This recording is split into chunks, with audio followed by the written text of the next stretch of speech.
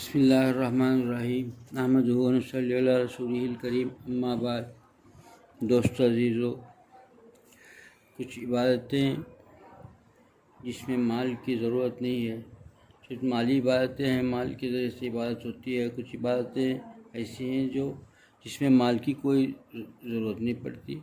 اسی میں تسبیحات ہیں، تلاوت ہے اور استغفار ہے، دعا ہے، یہ بھی عبادت ہے۔ اس میں خاص کر دعا اور استغفار جو عبادت ہے، یہ ایسی عبادت ہے، اتنی پیاری چیز ہے کہ اللہ تعالیٰ کا اس میں بندہ خوب اللہ تعالیٰ کا تقرب مقرب بندہ بن جاتا ہے۔ یہ بہت اہم عبادت ہے اور یہ ایسی پیاری عبادت ہے کہ دو چیزیں اگر کسی نے لازم پکڑ لیا تو پھر فلاح پالے گا، کیونکہ اسی سے جب استغفار کرے گا تو گناہوں سے بچنے کی توفیق ہو جائے گی، اللہ تعالیٰ کا خوف دل کے اندر رہے گا،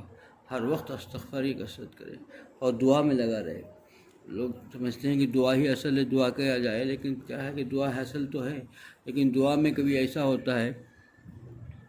کہ بھئی کوئی چیز حائل ہو جاتی ہے دعا کے پہنچنے میں اللہ کے دربار میں۔ گناہ ایسے کوئی گناہ سرزد ہو گیا، ایسی کوتاہی ہو گئی، ایسی نافرمانی ہو گئی جو دعاؤں کو قبول ہونے میں حائل ہو گئی، تو پھر فائدہ نہیں، اس میں استغفار کی کثرت کرنی چاہیے۔ چاہے کتنا بھی تیر انداز ہو، ماہر ہو، اور اس کے پاس جو آلہ ہے وہ بھی بہت ایسا بہترین ہے اور تیر انداز بھی بہت ماہر ہے، لیکن درمیان میں کوئی چیز حائل ہو گئی تو پھر وہ اس تیر انداز کی اپنے کامیاب نہیں ہوتا۔ سب کچھ دعا میں اثر تو سب کچھ ہے، اور دعا کے الفاظ، دعا کی التجا سب کچھ صحیح ہے، کر رہا ہے، التجا بھی اس میں کر رہا ہے، الفاظ بھی صحیح ادا کر رہا ہے، آہوازاری بھی کر رہا ہے، لیکن وہاں پر جو ہے استغفار، جس کا گناہ ایسی چیز گناہ ہے جس کی وجہ سے وہ حائل ہو جا رہے ہیں، تو استغفار کو لازم پکڑے،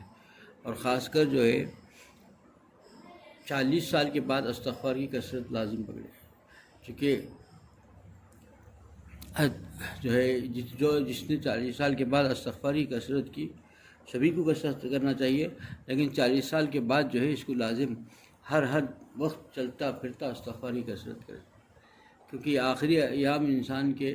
بہت قیمتی ہیں اللہ تعالیٰ کے تقرب حاصل کرنے کے، اور جو اپنا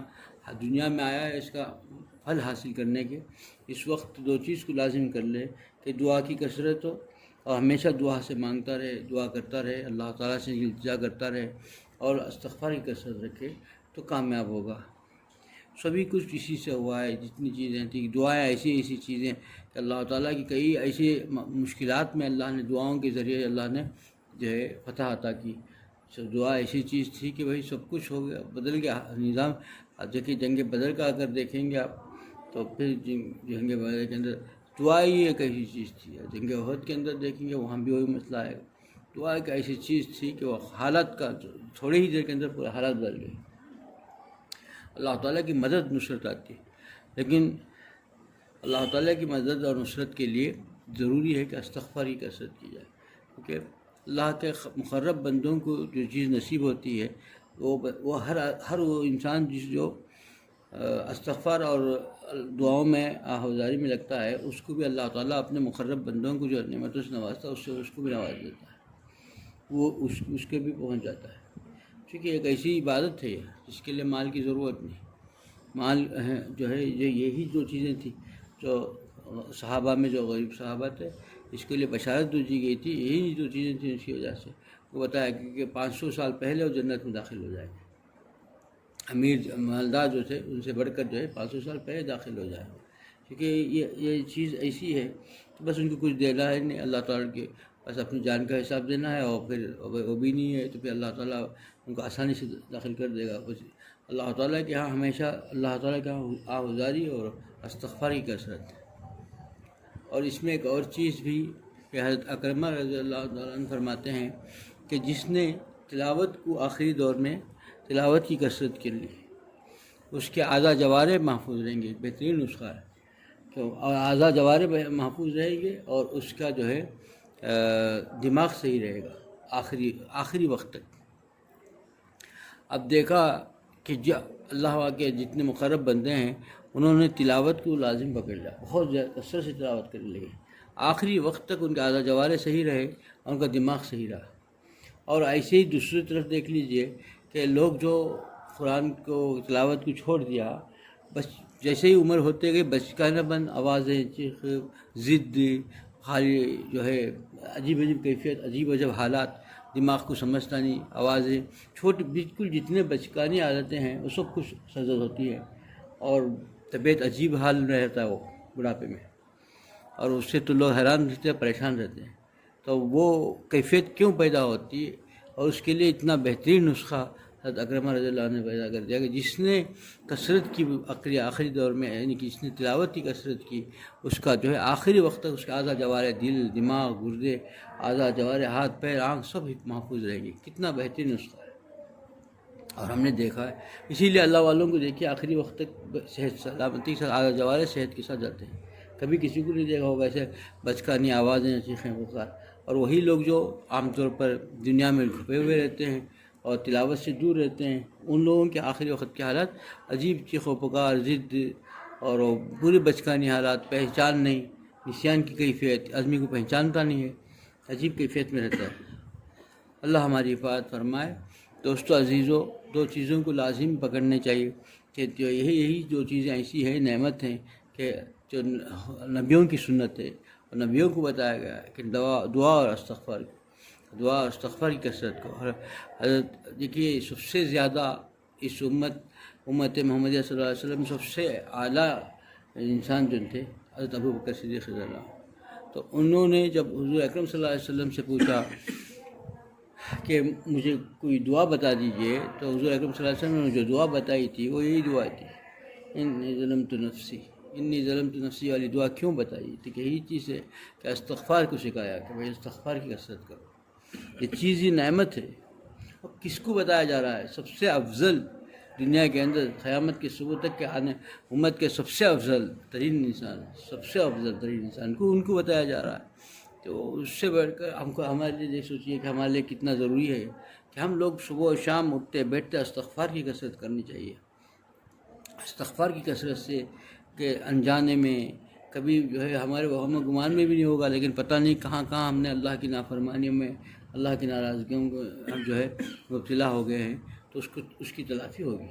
اسی کے لیے حضرت اللہ بہت تاکید فرماتے ہیں تاکیداً کہ اللہم اغفر لی ورحمنی کی کثرت کیا کرو، کیونکہ یہ نبی کا طریقہ تھا اور نبی کی سنت ہے کہ بھئی جب یہ نبی نے سکھایا ہے، یعنی کہ میرے نبی نے بتا دیا ہے، تو پھر ہم میں سے ہر آدمی کو اس کو لازم پکڑنا چاہیے کہ ہم کو بتا کے گئے ہیں کہ بھئی اس کو جتنا لازم کریں گے اور دعا کی کثرت کریں گے، تو اس سے پہلے ہمارے ان حالات کو بدلیں گے نہیں، کیونکہ اللہ تعالیٰ کی نصرت اور مدد اسی کے ساتھ آئے گی جو دعا اور استغفار میں لگے گا۔ باقی کے لوگ جو ہیں بیکار کی آج چیزیں بیٹھ کر بتا کے اپنے دماغ کو دوہراتا رہے گا، کچھ ہوئے گا نہیں۔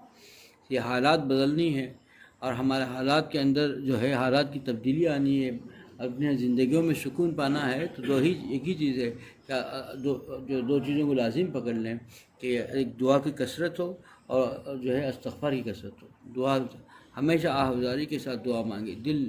دل لگا کر دعا مانگے۔ آج ہم دعا جو مانگتے ہیں، دعا پڑھ لیتے ہیں کہ جتنا ہم نے یاد کیا ہے اس کو رٹ لیا، اس سے دعا مانگنا نہیں ہے۔ دعا مانگتے وقت اللہ کے دربار میں حاضر ہونے کا تصور کریں اور دل سے دعا مانگیں۔ دل سے دعا مانگنا ہے کہ ایک ایک لفظ میں بھی دھیان ہو کہ میں جو مانگ رہا ہوں اس پہ کیا کیا مانگ رہا ہوں، اس کو دل سے مانگیں، اور یقین رکھیں کہ اللہ میری دعا سن رہا ہے، مولا میری دعا سن رہا ہے، اور مولا کے دربار میں میں حاضر ہوں، مانگ رہا ہوں، دونوں جہاں کے بادشاہ کے دربار میں میں حاضر ہوں، اور میری دعا سن رہا ہے، اور یہ یقین بھی رکھیں کہ یقیناً یہ میری دعا کی قبول ہو رہی ہے، اور یہ دعا قبول ہو کر کے اللہ مجھے اس دعا سے نوازے گا۔ یقین کے ساتھ مانگنی چاہیے، اور یقین کے ساتھ مانگے گا تبھی ہوگا۔ بے یقینی کے ساتھ اور رٹ لے کر اور مانگ رہا ہے کچھ، دماغ میں کچھ اور ذہن میں کچھ ہے، دل میں کچھ ہے، اور ہاتھ اٹھایا ہوا ہے، کہیں نگاہیں کہیں اور ہیں، ان چیزوں سے کچھ نہیں ہوتا۔ یہ جو بے توجہ سے مانگی ہوئی چیزیں ہیں، بے توجہ سے دنیا میں بھی کوئی کچھ نہیں دیتا۔ دنیا میں ایک انسان کے سامنے جا کے بے توجہ سے کچھ پوچھا جائے تو وہ ملتا ہے، دینے کا ارادہ بھی ہو تو دیتا نہیں، وہ اپنی جو ہے اپنا جو ہے ادب کے خلاف سمجھتا ہے، اپنی توہین سمجھتا ہے، اور دونوں جہاں کا بادشاہ، اور وہ بے نیاز ہے ہمارے دعاؤں سے، ہم محتاج ہیں۔ تو ہم کو مانگنا کیسا چاہیے؟ تو محتاج کیسا مانگتا ہے؟ جیسا مانگتا ہے اس طریقے سے مانگنی چاہیے، یقین کے ساتھ مانگنی چاہیے، اور یقین پورا کامل یقین ہو، اور پھر اپنے گناہوں پر ہمیشہ رویا کرے، اور اسی کے لیے فرمایا گیا سب سے بہترین انسان وہ ہے جو اپنے خطاؤں کو یاد کر کے رویا کرتا ہے، ہمیشہ اپنے خطاؤں کو یاد کر کے رویا کرے۔ اور ہم لوگ جو ہے اپنی نیکیوں ہی کی طرف تو ہماری نگاہ ہے، نیکیاں کس قابل، ایک زندگی میں ایک عبادت بھی ہماری صحیح ادا نہیں ہو سکی، اللہ کا کوئی حق ادا نہیں کر سکے، اسی لیے فرمایا گیا اور سکھایا کسی جا صحابہ کی جماعت جن سے اللہ راضی تھا، اللہ جن سے راضی ہو گیا وہ اللہ کے سے راضی تھے، ان کو بتایا، ان کو یہ تجویز دی گئی کہ جو ہے اپنی ساری نیکیوں کے بعد فوراً استغفار کر لیا کرو، نیک کام کرنے کے بعد اور نیکی کے بعد اپنی عبادت کے بعد استغفار کر لیا کرو۔ عبادتوں کے بعد استغفار اس لیے کہا گیا کہ بھئی یہ جو کچھ بھی ہے اللہ کی توفیق سے ہو گیا، ہمارے اپنا کوئی کام نہیں تھا، عمل نہیں تھا، اللہ نے فضل فرمایا تو ہم نے کر لیا، تو اللہ کے فضل سے جو کچھ بھی ہوا ہے اللہ تعالیٰ کا شکر ادا کرنا چاہیے، اور اللہ تعالیٰ کے شکر ہمیشہ ادا کرنے کا طریقہ ہے کہ اللہ تعالیٰ کو اپنے گناہوں کو یاد کر کے رویا کرے، اللہ تعالیٰ سے آہوازاری کے ساتھ اللہ سے جو ہے دعا مانگا کرے، اور پھر جو ہے ہمیشہ استغفار کی کثرت کرے۔ اللہ مجھے بھی اس عمل کی توفیق عطا فرمائے، آپ لوگوں کو اس عمل کی توفیق عطا فرمائے۔ وآخر دعوانا الحمدللہ رب العالمین۔